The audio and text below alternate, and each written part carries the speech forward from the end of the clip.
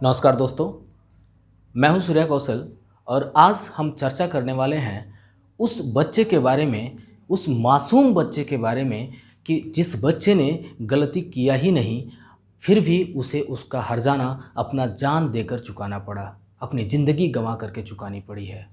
तो दोस्तों, आज का हमारा विषय बहुत ही दयनीय, निंदनीय और भावविहीन है। तो दोस्तों, आज हम उस बच्चे के बारे में चर्चा करने वाले हैं जिस बच्चे का नाम अंश है और वह मनस्थली का स्टूडेंट है जो कि क्लास 10वीं में पढ़ता है। ओके। और उस बच्चे ने बोर्ड एग्ज़ाम नहीं दिया according to the rule of CBSE. जैसा कि आप सभी जानते हैं, हम भी जानते हैं कि सीबीएसई बोर्ड ने क्लास 10th और 12th के बोर्ड एग्जामिनेशन को कैंसिल करा दिया था और सीबीएसई ने क्लास 9th या कह सकते हो प्रीवियस मार्क्स के अनुसार मूल्यांकन करने का परमिशन दिया था सारे स्कूल को। ठीक है। और उन सीबीएसई के गाइडलाइन में यह एश्योरली साफ साफ लिखा हुआ था कि किसी भी बच्चे को फेल नहीं किया जाएगा। मनस्थली का ये विद्यार्थी जो कि क्लास 10वीं का छात्र है, जिसका नाम अंश है, उस बच्चे को बिना एग्ज़ाम दिए 42% मार्क्स हासिल हुए थे। वह बच्चा मेंटली इतना ज़्यादा डिस्टर्ब हुआ, सोचिए कि वो मेंटली कितना ज़्यादा हरासमेंट उसे फील हुआ कि उस बच्चे ने सुसाइड कर लिया।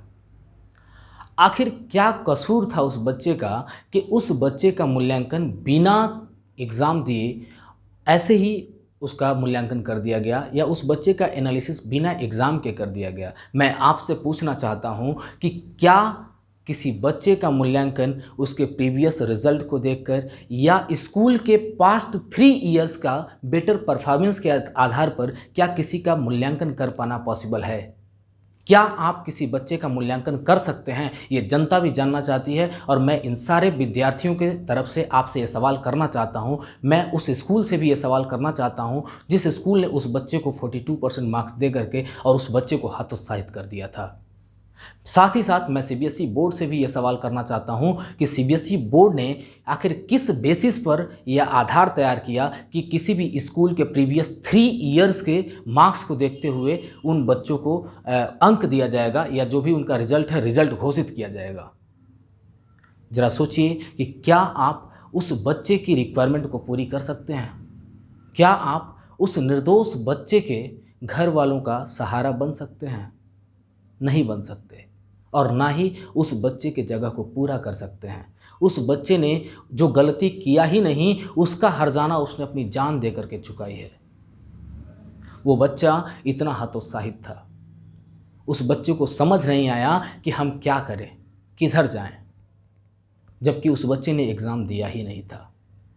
यदि आपको इस प्रकार से रिज़ल्ट घोषित करना था, किसी बच्चे को, किसी अच्छे बच्चे को बहुत ज़्यादा ख़राब नंबर देकर या किसी बहुत ख़राब बच्चे को बहुत अच्छा मार्क्स देकर यदि आप ऐसा करना चाहते थे, तो इससे अच्छा तो यह था कि आप एग्ज़ाम करा लिए होते।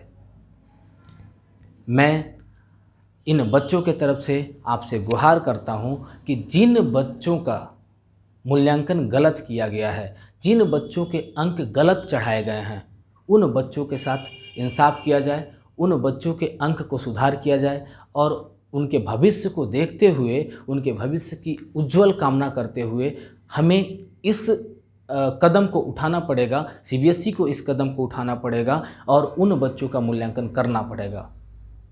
अगर सीबीएसई बोर्ड ऐसा कहता है कि 15 दिनों में वो अपना प्रिपरेशन करके 5 सब्जेक्ट का एग्ज़ाम दे लें, तो ऐसा भी होना पॉसिबल नहीं है कि कोई बच्चा ओनली 15 डेज़ में टोटल 5 सब्जेक्ट कंप्लीट कर पाए या वेल प्रिपेयर्ड कर पाए या उसकी प्रिपरेशन अच्छी हो पाए। 15 दिनों में बेटर रिवीजन हो पाना भी मुश्किल है, तो फिर प्रिपरेशन की तो दूर की बात है। मैं कहीं ना कहीं विद्यालय को भी कसूरवार मानता हूं, क्योंकि मैं विद्यालय से, जो भी स्कूल हैं उन स्कूलों से सवाल करना चाहता हूं कि आखिरकार यदि सिर्फ गलती सीबीएसई बोर्ड की थी, तो किसी मैनेजमेंट के बच्चे का मार्क्स खराब क्यों नहीं हुआ? क्यों हर एक मैनेजमेंट के बच्चे का जो मार्क्स है वो काफ़ी अच्छा स्कोर किए हैं? आखिर कैसे पॉसिबल हुआ? अगर सिर्फ सब कुछ सीबीएसई बोर्ड पर डिपेंड था, तो आपके बच्चे का नंबर कैसे अच्छा हुआ? साथ ही साथ मेरे प्यारे बच्चों, मैं आपसे एक दरख्वास्त करना चाहता हूँ, एक गुजारिश करना चाहता हूँ कि आप अपने परसेंटेज को लेकर के हतोत्साहित ना हो, कोई भी गलत कदम ना उठाएं, क्योंकि दोस्तों हमारी ज़िंदगी संघर्ष से भरी हुई है। जब एक बच्चा पैदा होता है, पैदा होते ही उसे संघर्ष करना सिखाया जाता है। बच्चा जब पेट में आता है, उस कंडीशन में ही वो बच्चा संघर्ष करना सीख जाता है और संघर्ष करते करते वो बाहर आता है और पूरे जीवन संघर्ष करता है। संघर्ष करके खाना सीखते हैं, संघर्ष करके चलना सीखते हैं, संघर्ष करके गिरना सीखते हैं, उठना सीखते हैं। हम अपने जीवन के ईच एंड एवरी मोमेंट में संघर्ष करते हैं, संघर्ष करके बोलना तक सीखते हैं। तो फिर एक सिंगल सीट ऑफ पेपर आपके फ्यूचर को डिसाइड कैसे कर सकता है? आप क्यों गलत कदम उठा रहे हैं? आप कैसे उस संघर्ष को भूल गए जो बचपन से लेकर आज तक आपने किया, जो आपके नहीं आपके माँ बाप ने किया, उसको आप कैसे भूल सकते हैं? या आपके जो भी अपने हैं जिन्होंने आपके लिए इतना कुछ किया, आप उसे कैसे भूल सकते हैं? आप एक पल में इस ज़िंदगी को कैसे गंवा सकते हैं? एक सिंगल सीट ऑफ पेपर के लिए आप सुसाइड कैसे कर सकते हैं? लेकिन साथ ही साथ मैं सीबीएसई बोर्ड से भी दरख्वास्त करना चाहता हूं, अपने सभी प्यारे बच्चों की तरफ से मैं दरख्वास्त करना चाहता हूं कि जिन बच्चों के अंक खराब हुए हैं, जिन बच्चों का रिज़ल्ट ख़राब हुआ है, जिन बच्चों के साथ नाइंसाफ़ी हुई है, उन बच्चों को इंसाफ दिलाया जाए, उनके रिज़ल्ट का एनालिसिस एक बार फिर से किया जाए और उस कमेटी की गठन की जाए कि जो कमेटी इस चीज़ को निर्धारित करे और उसको स्पष्टीकरण करे कि वो बच्चा कितने परसेंटेज के हकदार है, या उन बच्चों के जो प्रीवियस मूल्यांकन हुए हैं वो प्रीवियस मूल्यांकन कैसे हैं। क्योंकि बहुत सारे बच्चे ऐसे भी हैं जिन बच्चों ने हमारे प्रीवियस वीडियो पे कमेंट करके बताया था कि सर हमने क्लास 9th में अच्छा स्कोर किया था, क्लास 10th के यूनिट टेस्ट में भी अच्छा स्कोर किया था, प्री बोर्ड में भी अच्छा स्कोर किया था, लेकिन उसके बावजूद भी हमारा रिजल्ट ख़राब हो गया है। तो यदि क्लास 9th और प्री बोर्ड के बेसिस पे यदि मूल्यांकन हुई थी तो भी तो मुझे अच्छा रिजल्ट आना चाहिए, मेरा अच्छा परसेंटेज आना चाहिए, लेकिन ऐसा क्यों नहीं हुआ? आखिर किसकी लापरवाही है? ये किसी विद्यालय की लापरवाही है या सीबीएसई बोर्ड की? ये तो अंदर की बातें हैं, ये सब चीज़ें कॉन्फिडेंशियल हैं। लेकिन फिर भी मैं सीबीएसई बोर्ड से ये दरख्वास्त करूँगा, ये विनम्र निवेदन करना चाहता हूँ कि इन बच्चों के साथ नाइंसाफ़ी नहीं होनी चाहिए। क्योंकि भविष्य देखते हुए, बच्चों के भविष्य को देखते हुए उनके भविष्य की उज्जवल कामना की जाए, क्योंकि बच्चे ही इस देश को विकासशील बनाएंगे या विकास के चरम सीमा पर पहुंचाने का काम करने वाले हैं। तो हमारे प्यारे साथियों, आप सभी से भी मेरा अनुरोध है, मेरा चैनल तो बहुत ही छोटा है, कोई बहुत बड़ा यूट्यूबर नहीं हूँ मैं अभी इस यूट्यूब की दुनिया में बिल्कुल नया हूँ और मेरे से जहाँ तक हो पाएगा मैं आपके लिए अथक प्रयास करूँगा और कोशिश करूँगा कि आपको इंसाफ मिल सके और आपके लिए जिनका नंबर ख़राब आया है उन बच्चों के लिए एक कमेटी की गठन की जाए, जो कमेटी उस स्कूल पर जाए और उन बच्चों के मूल्यांकन को देखे और उन्हें इंसाफ दे।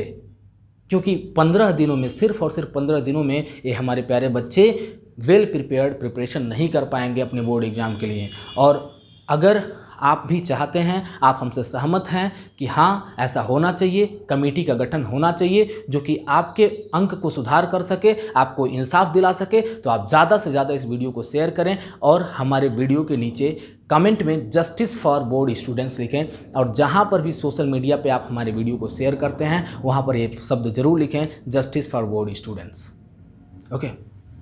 और साथ ही साथ मैं सीबीएसई बोर्ड से भी एक अपील करना चाहता हूं और साथ ही आईआईटी से भी मैं एक अपील करना चाहता हूं। जैसे गवर्नमेंट की जो पॉलिसी है उस पॉलिसी के अनुसार 75% एटलीस्ट 75% मार्क्स अटेन करना पड़ेगा, तभी जाके कोई बच्चा आईआईटी के लिए एप्लीकेबल होगा। तो मैं सरकार से दरख्वास्त करता हूं कि अगर हो सके तो इस नियम को हटा दिया जाए, क्योंकि बहुत सारे बच्चों ने एग्ज़ाम दिया ही नहीं है, उसके बावजूद भी उनका रिज़ल्ट 75% से कम है। तो आखिरकार वो बच्चे अपनी प्रतिभा को कैसे दिखाएंगे? जिन बच्चों का प्रिपरेशन हुआ है लेकिन एग्ज़ाम न देने के कारण उनका रिज़ल्ट ख़राब हुआ है, वो बच्चे आईआईटी का एग्ज़ाम कैसे देंगे? मैं आपसे पूछना चाहता हूँ और आपसे दरख्वास्त भी करना चाहता हूँ कि हो सके तो इस नियम को हटाएं और सारे बच्चों को एप्लीकेबल करें, ताकि क्योंकि इनमें उन बच्चों का कसूर नहीं है कि वो ख़राब रिज़ल्ट गेन किए हैं। इसमें टोटल कसूर या तो उस स्कूल का है या फिर सीबीएसई बोर्ड का। या तो स्कूल ने मूल्यांकन अच्छा नहीं किया या फिर सीबीएसई बोर्ड ने पार्शियलिटी कर दिया, दो में से तो एक ही हुआ होगा। दोस्तों ये अंदर की बात है। तो अगर आप हमसे सहमत हैं और आप हमारे सपोर्ट में हैं तो आप ज़्यादा से ज़्यादा इस वीडियो को शेयर करें। और मैं अपने बड़े बड़े यूट्यूबर्स चैनल वालों को मैं ये बताना चाहता हूँ और उन दोस्तों से भी अपील करना चाहता हूँ कि आप भी बच्चों के समर्थन में आएँ और कोशिश करें कि बच्चों को इंसाफ मिल सके, क्योंकि मैं तो एक छोटा सा यूट्यूबर हूं और मेरा जो अथक प्रयास है वो बच्चों के पक्ष में है, मैं बच्चों के साथ हूं। तो बच्चों, जहां तक हो सके आप मेरी वीडियो को शेयर करें, इसको सीबीएसई बोर्ड तक पहुंचाएं ताकि आपके लिए एक कमेटी की गठन हो सके और आपको इंसाफ मिल सके। इन्हीं सब बातों के साथ साथ मैं अपनी बातों को विराम देता हूं और आपको ये राय देता हूं कि आप ज़िंदगी में हौसला कभी ना हारें, क्योंकि दोस्तों कहा गया है कि 7 मंजिल उन्हीं को मिलती है, 7 मंजिल उन्हीं को मिलती है हौसलों में जिनके जान होती है। ओके, 7 मंजिल उन्हीं को मिलती हैं हौसलों में जिनके जान होती है, क्योंकि सिर्फ पंखों से कुछ नहीं होता, हौसलों से उड़ान होती है। तो तब तक के लिए विदा लेते हैं, मिलते हैं आपसे अगले वीडियो में। Thank you guys.